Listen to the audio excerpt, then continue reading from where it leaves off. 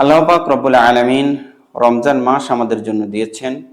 এটা অত্যন্ত বরকতপূর্ণ একটি মাস এবং এই মাসকে আল্লাহ তাআলা রব্বুল আলামিন নিজের মাস বলে ঘোষণা করেছেন। রাসূল সাল্লাল্লাহু আলাইহি ওয়াসাল্লাম এই মাসকে শাহরু মুবারাকান অর্থাৎ মোবারক মাস বলেছেন এবং এই মাসকে তিনি সবথেকে গুরুত্ব সহকারে দেখেছেন।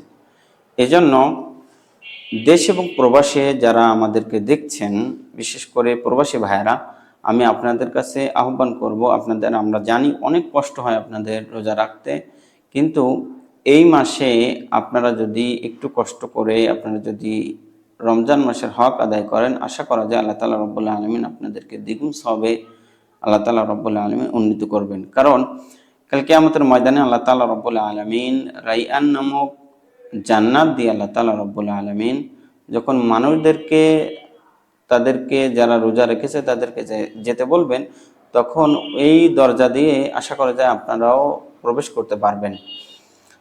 প্রবাসী ভাইরা যারা আছেন, এই মাসকে আমরা কিভাবে কাজে লাগাইতে পারি? এক নম্বর হলো, এই মাসকে আমরা অবশ্যই রোজার মধ্য দিয়ে আমরা অতিবাহিত করব। 30টা রোজা রাখার আমরা চেষ্টা করব। পাশাপাশি আমরা যারা রোজা রেখেছি, আমরা যারা কাজ করি, কায়িক শ্রম করি, আমরা তারা অবশ্যই আমাদের অনেক কষ্ট হয়। এজন্য আমরা বিশেষ করে জিকিরগুলা আস্তাগফিরুল্লাহ, সুবহানাল্লাহ, আলহামদুলিল্লাহ, আল্লাহু আকবার, এই জিকিরগুলো যদি আমরা করতে পারি, আলা বিযিকরিল্লাহি তাতমাইন্নুল কুলুব, কারণ জিকিরের দ্বারাই আমাদের অন্তর এটা পরিষ্কার হয়, আমাদের অন্তর কলবে সালিম হয়। প্রশান্ত আত্মা যদি আমরা পেতে চাই, তাহলে আমাদের অন্তরকে আমাদের জিকিরের সাথে আমাদেরকে কাজ করতে হবে।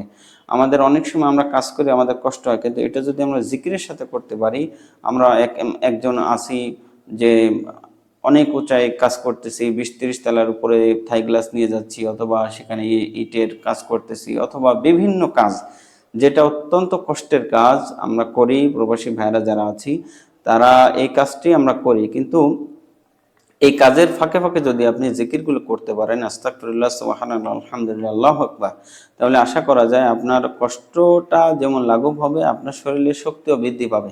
কারণ অনেক মুহাক্কিক আলেমগণ বলেছেন, আস্তাগফিরুল্লাহ এটি শরীরের মধ্যে শক্তি যোগায়, যেটা আমরা দেখতে পারি না। এটা আমরা দেখতে পারি না এজন্য কারণ আল্লাহ তাআলা রব্বুল আলামিন কিছু কিছু জিনিস এমন দিয়েছেন বান্দার কল্যাণের জন্য। আস্তাগফিরুল্লাহ ঠিক তেমন। এজন্য আমি আপনাদেরকে আহ্বান করব যে আপনারা রমজান মাসে বেশি বেশি আস্তাগফিরুল্লাহ পড়বেন, সুবহানাল্লাহ, আলহামদুলিল্লাহ, আল্লাহু আকবার। পাশাপাশি আপনারা রমজানের যদি পারেন, তাহলে কোরআন, যদি আপনারা না পারেন তাহলে শিক্ষার যদি কোনো ব্যবস্থা থাকে সেটা অংশগ্রহণ করতে পারেন। পাশাপাশি রমজানে যদি আপনি কোরআনের বাংলা অনুবাদটা পড়তে পারেন, এটাও আপনার জন্য অনেক বড় একটা বেনিফিট হবে।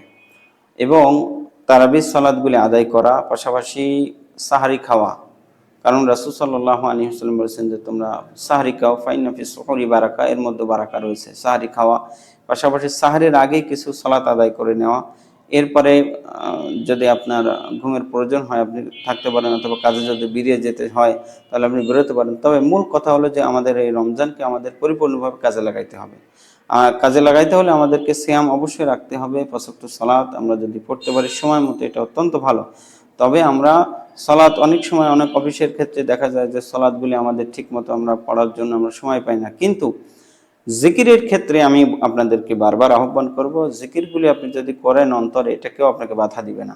এই জন্য এই রমজান মাসে একটা জিকিরের একটা প্রতিধ্বনি আপনার মুখে থাকুক, অন্তরে থাকুক, এবং এটাই হবে সবচেয়ে আমাদের বড় পাওয়া, যে আমরা আমাদের রমজান মাসটা যেন জিকিরের মাধ্যমে কাটাইতে পারি, কোরআনের মাধ্যমে কাটাইতে পারি। আর পাশাপাশি আমরা কিছু কিছু সদকা করা, যে এই মাসটা রাসূল সাল্লাল্লাহু আলাইহি ওয়াসাল্লাম অত্যন্ত গুরুত্ব সহকারে বলেছেন যে 1 থেকে 700 পর্যন্ত আল্লাহ তাআলা দানকে বৃদ্ধি করে দেন।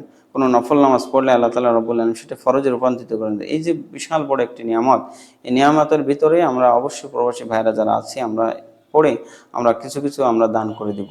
আমরা আমাদের যে অর্থটা আছে আমরা কিছু কিছু দান করে দেব। পাশাপাশি আমরা যদি বিদেশে নাও পড়ি, আমরা দেশে আমাদের মসজিদ, মাদ্রাসা, এরপরে বিভিন্ন আমাদের আত্মীয় প্রতিবেশী যারাই আছে, অভাবে আছে, দুঃখে কষ্টে আছে, আমরা তাদের কাছে এই দানের টাকাগুলি আমরা দিয়ে দিব। আশা করা যায় এটা আমাদের বেনিফিট, কাজের জন্য বেনিফিট হবে। তো মূল কথা হলো যে আমরা যেটা চাচ্ছি যে প্রবাসী ভাইরা যারা আছেন, আপনারা অবশ্যই এই মাসটিকে আপনার কাজে লাগাবেন। আল্লাহ তাআলা আমাদেরকে এই রমজানে সুন্দরভাবে আমাদের রমজানকে আল্লাহ তাআলা রব্বুল আলামিন সৌন্দর্যমণ্ডিত করুক। এবং এই রমজানে আমরা আরও অনেক বিষয়ে আমরা কথা বলবো, কিভাবে এই মাসের সৌন্দর্য আরও আনয়ন করা যায় এই বিষয়ে আমরা কথা বলবো ইনশাআল্লাহ। আল্লাহ তাআলা আমাদের সকলকে তৌফিক দান করুক। আহলান সাহলান মাহে রমাদান।